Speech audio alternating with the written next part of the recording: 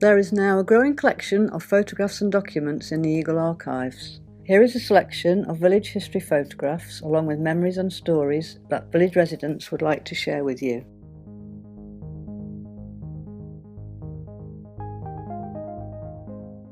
Just try and tell you a little bit about the post office as I remember it in the early 40s. It was run by Mrs. Butler, and of course everything was still on ration at that time, so you had to take your ration book with you when you went to get your sweets or biscuits or whatever. And but one thing I do remember about Mrs. Butler, that when paper and stuff was a bit scarce, she used to, any magazines or anything she would got, she would fold them up and put them on the sewing machine and make them into paper bags. Because people in the village at that time used to grow their own produce, and anything that was spare, like tomatoes and stuff, they would bring to the post office and Mrs. Butler would sell them on, and then there would be a shilling or two for each.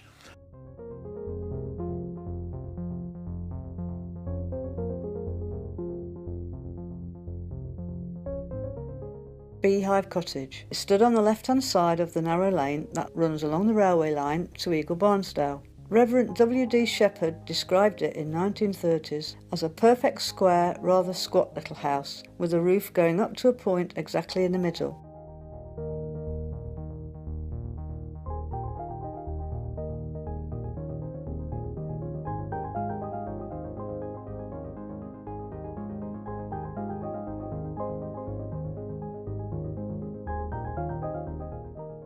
The Engine public house in Eagle, there was two. There was the Struggle and the Engine Inn. And my grandma took the Engine Inn sometime after 1888, and she was landlady for a long time. When she finished, her daughter took it, Edith Brewer. She was landlady for a long time. And then my uncle took it, Bert Brewer, and he was landlord for a short while. And then my cousin took it, Roy Brewer, and he took the pub in 1938, he got married, took the pub and died inside 3 months of pneumonia.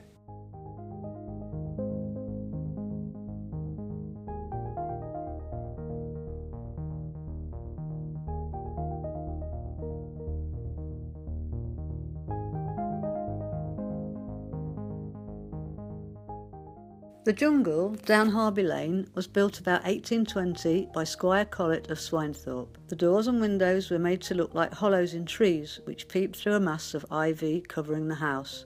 Collett had plans for the grounds to be filled with exotic animals, but, by all accounts, he only managed to find deer and kangaroos. Raymond Brewer was born in Church Lane, Eagle, in 27/9/31.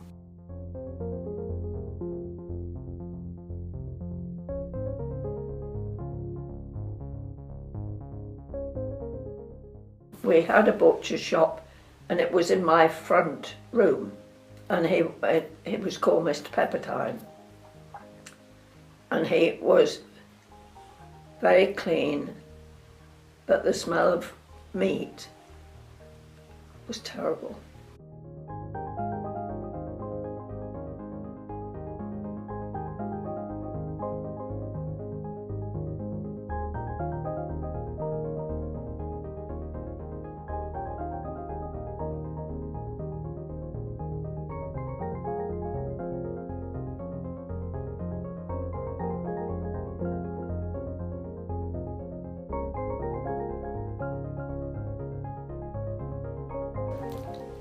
And I got myself a job writing ration books.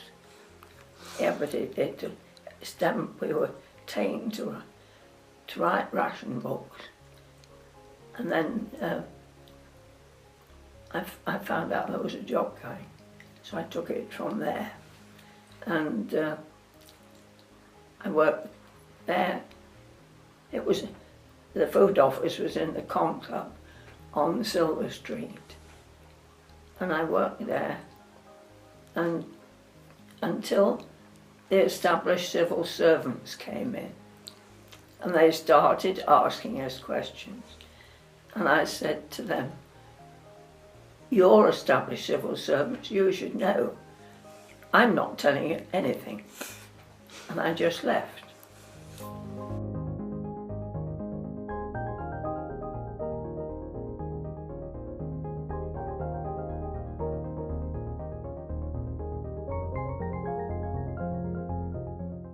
When the stacks had stood there 6 months or more, they used to be full of rats and the horrible things. Well, round the stack, they put a 4-foot wire mesh fence all the way round. So when the rats jumped out the stack, they couldn't run away. And inside this barrier round the stack was Jack Russell Terriers and us old boys with sharp forks. And we used to keep jabbing the rats as they come down, chase them around and jab as many as we could. You'd catch hundreds.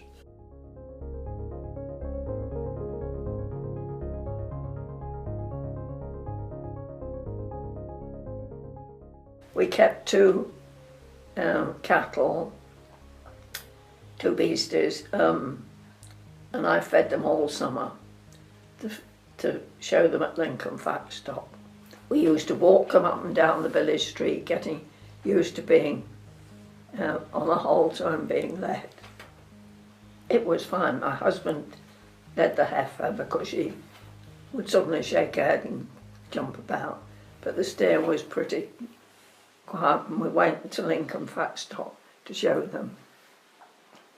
And all they would say was, "They're too fat."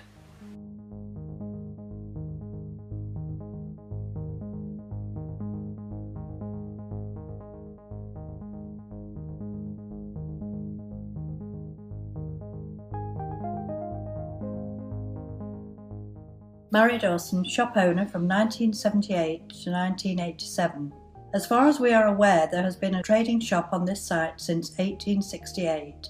These pictures of the shop were taken at the time Mr. Henry John Whitehead ran a grocer and draper's in the 1920s.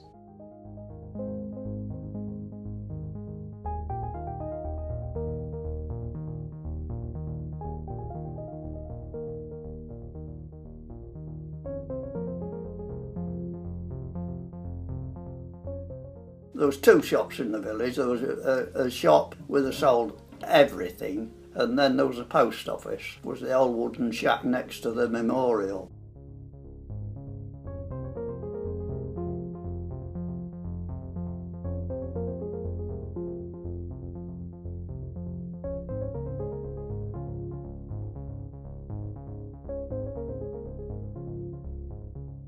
I tried feeding the drum when we had, when it was all done by that, and I couldn't do it. The drum drew, it was going like that, and I had to keep getting back.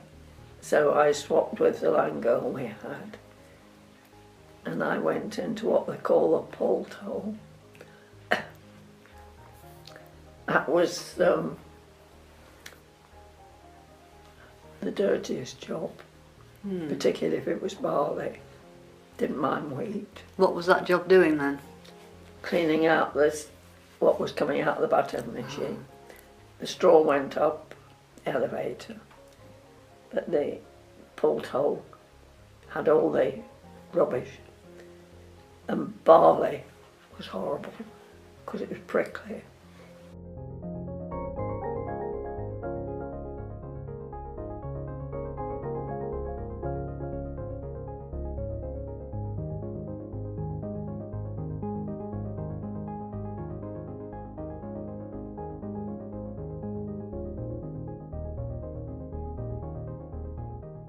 We used to go on a Saturday morning when they was putting the rims on the wooden wheels. You used to put the rim after the blacksmith made the rim into a circle out of a flat iron, and then they rolled them up the road to the joiners, and on a Saturday morning they put these rims in an enormous wood fire, and when they was red hot, the wheel was clamped on a disc in the yard. the wooden wheel, and they picked the red hot rim up with tongs and dropped it on the wheel and banged it on the wheel with big hammers quick, and all those old boys had water cans, and there was water tubs all the way around the yard, and we had to keep pouring cold water on the rim as quick as ever we could before it burnt the wheel away. And then it would be crack, crack, crack as it tightened the wheel up. And them rims stopped on all the lifetime of the cars, 100 years.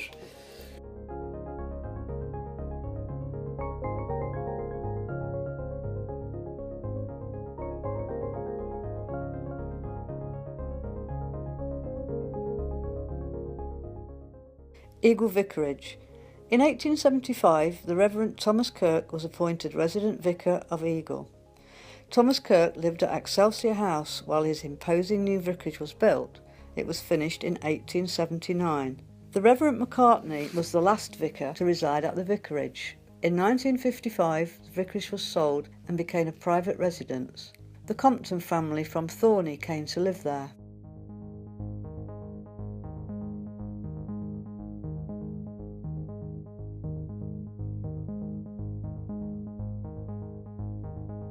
Right, this is William Linton. I'm now going to tell you a little bit of what I know about the old schoolhouse that was there at the time next to the original school prior to this one being built.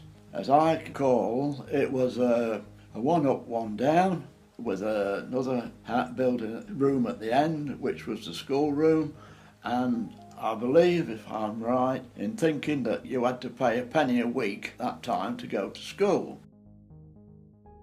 And after that, I presume that the house was demolished and the school was extended. That would be in 1967.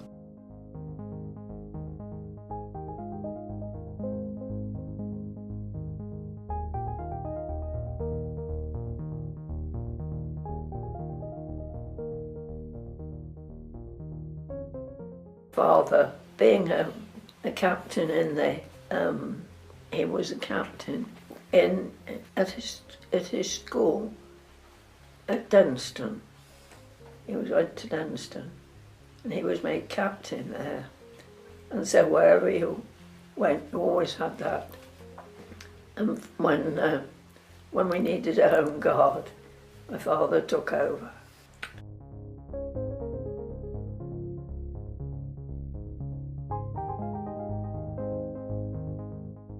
Well, this is Eagle Garage.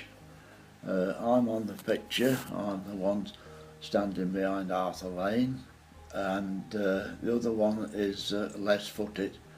The garage was owned at this time by Mr. George Walmsley, and later carried on by his son Tommy.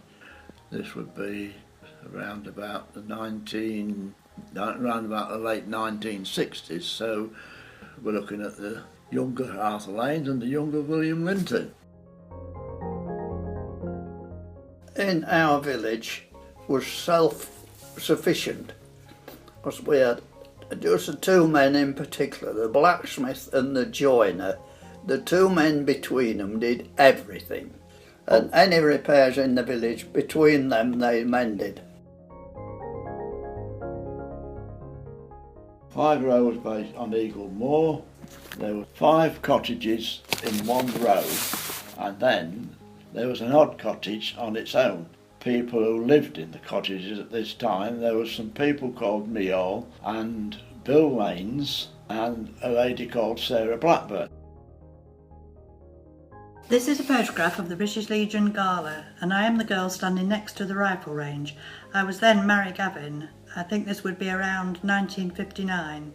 My father, Bob Gavin, is preparing the rifles for shooting at the targets. The gala was held every year in a field belonging to Mr. Bill Phillips. At this gala there was fancy dress, children's races, slow bike race and other stalls, including skittles and bowling for a pig. There was always refreshments and a beer tent, and after the gala there was a dance held in the village hall.